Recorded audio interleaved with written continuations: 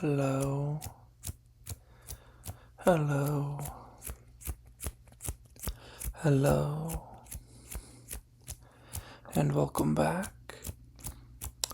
This is Tiki ASMR. Tiki, tiki, tiki, tiki, tiki, tiki, tiki. This is Tiki ASMR, and it is good to see you again. Today, I just wanted to do a ramble for the Premier League Game Week 1, which actually the first week ended on Monday, but since the second week starts tomorrow, the second week of games starts tomorrow for me. I wanted to get this up to just recap Game 1, do a little bit of rambling, and just talk through the Premier League games. So this will be soft spoken. So if you follow the Premier League, hopefully you find this interesting. And if you don't, and you just enjoy some soft speaking, I hope it works well for you too. So I do have my phone here just so I can look at the scores and talk about the games a little bit. I've actually watched the highlights for all the games, and I watched probably about 4 or 5 of the games live. So first game of the week was the Liverpool-Bournemouth game. So that was the first game of the season. Liverpool won 4-2 with Ekitike scoring the first goal of the Premier League season in the 37th minute. And then, the first half was pretty calm, 1-0 going into halftime, but there were a lot of goals in the second half. So Liverpool went up 2-0, and then Semenyo for Bournemouth ended up scoring 2 goals in the 64th minute and the 76th minute to tie the game 2-2. And then Chiesa had a really nice goal in the 88th minute to put Liverpool up 3-2. And then Mo Salah saved all of the fans that captained him in fantasy and scored in the extra time in the 94th. So Liverpool ended up winning 4-2. But that was a pretty exciting game to get the season started off with. And then the early game for me in the States that I didn't get to watch live because it started at 5:30 a.m. my time was the Aston Villa Newcastle game that ended up being tied 0-0, so no goals in that one.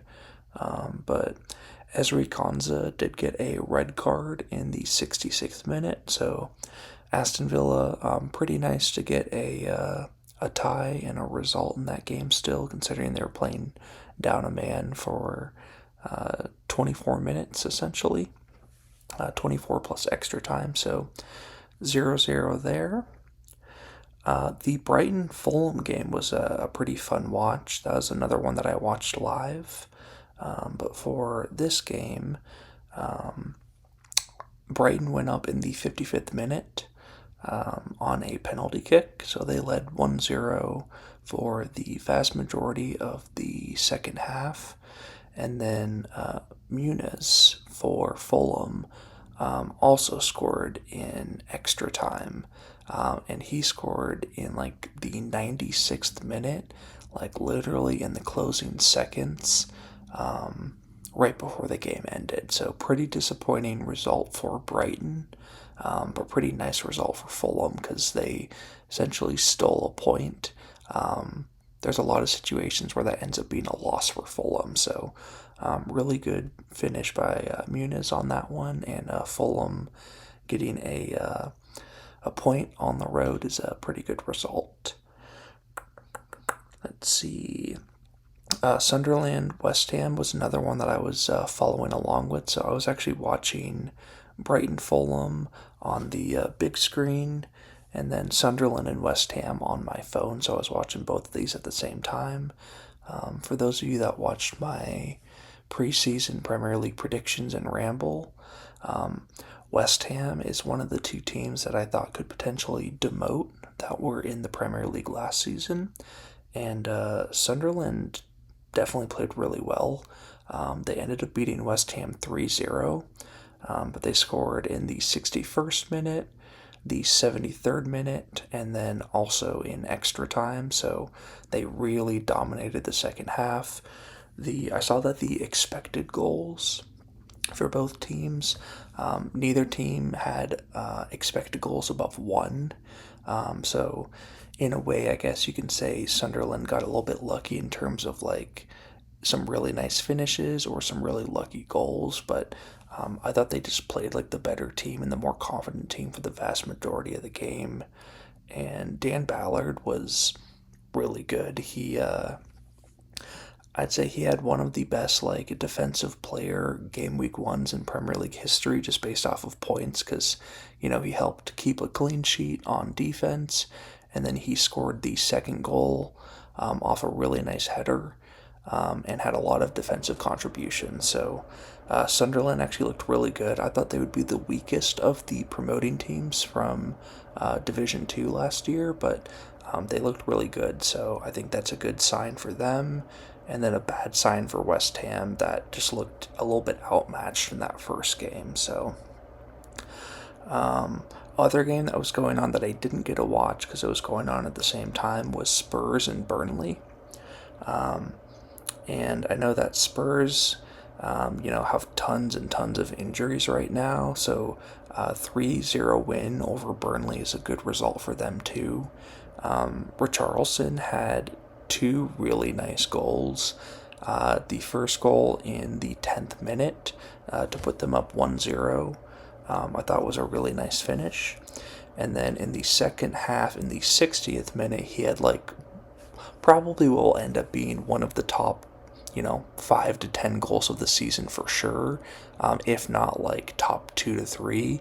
But he had a really nice like bicycle kick volley in the 60th minute to put them up 2-0, and then Brennan Johnson scored 6 minutes later. So Burnley didn't look great. They looked a little bit outmatched, but I know Tottenham does have a lot of firepower on offense despite the injuries, and Solanke for them, their forward.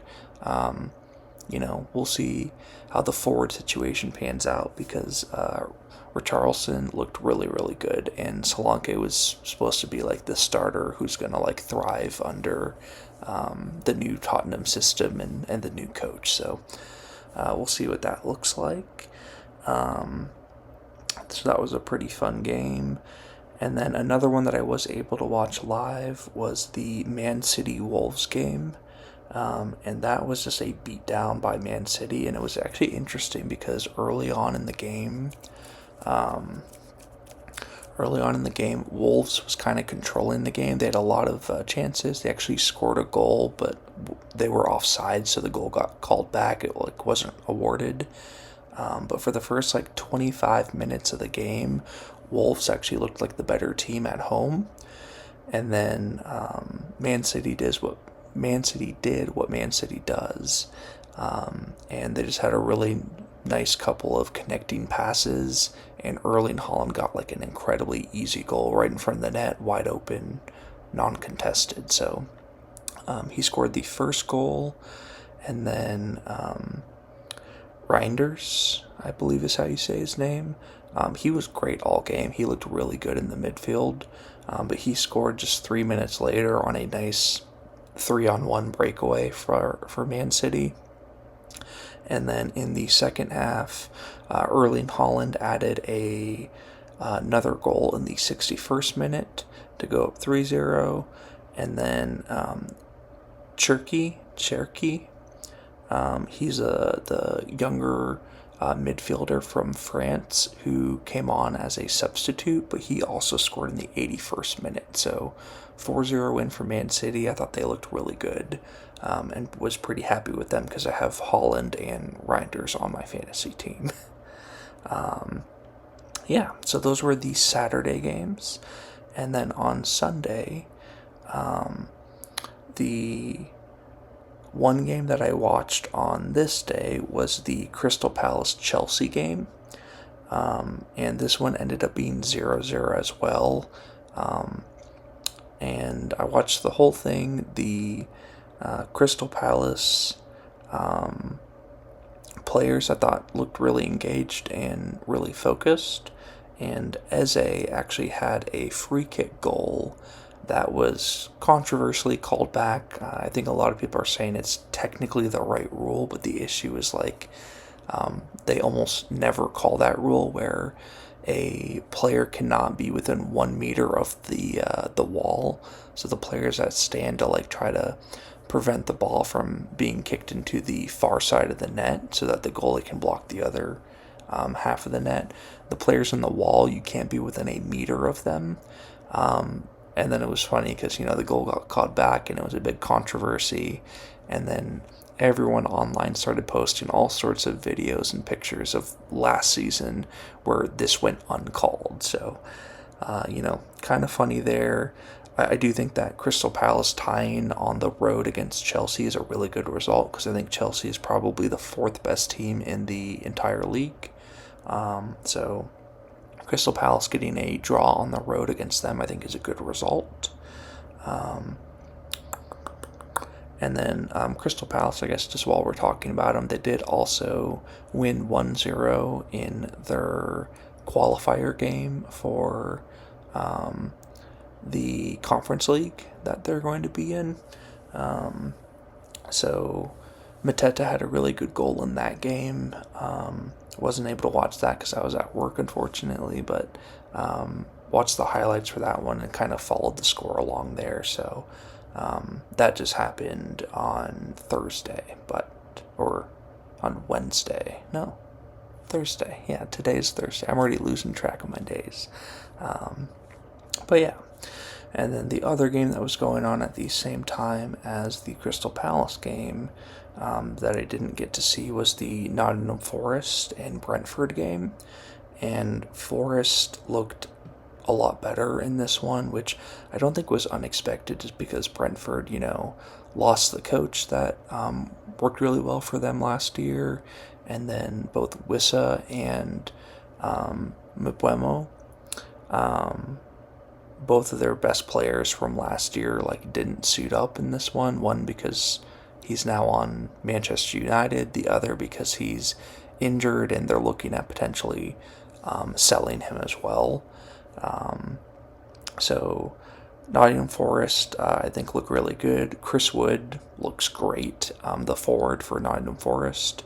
And Forest went ahead in the 5th minute off of a Chris Wood goal.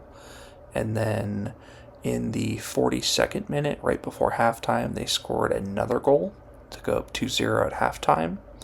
And then in the second half, Anderson, the midfielder on Forest, had an incredibly nice pass, weighted perfectly so that Chris Wood could add his second goal in the 47th minute. So they were up 3-0 for the vast majority of the game. And then Brentford did score on a penalty kick in the 78th minute, but ended up losing 3-1. And I'd say we're pretty lucky to get that penalty and add a goal, because their offense, I'd say, didn't look great to me. They did have 10 total shots, but I don't think they were high quality shots necessarily. And I just thought that Nottingham Forest looked really good, especially in the first half. You could kind of tell that after the third goal, they kind of took the foot off the pedal a little bit, but I thought they played really well.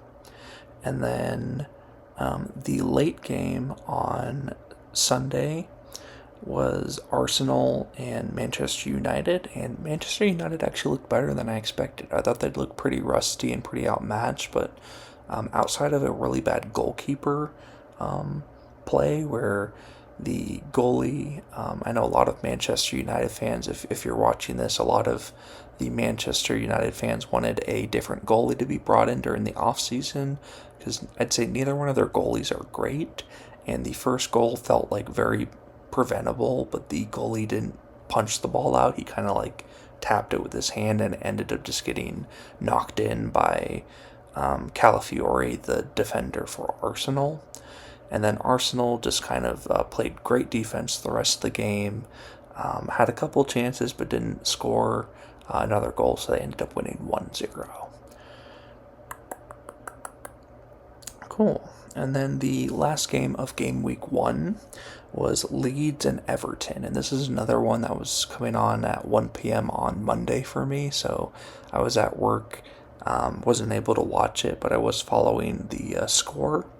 And Leeds dominated, which I wasn't expecting.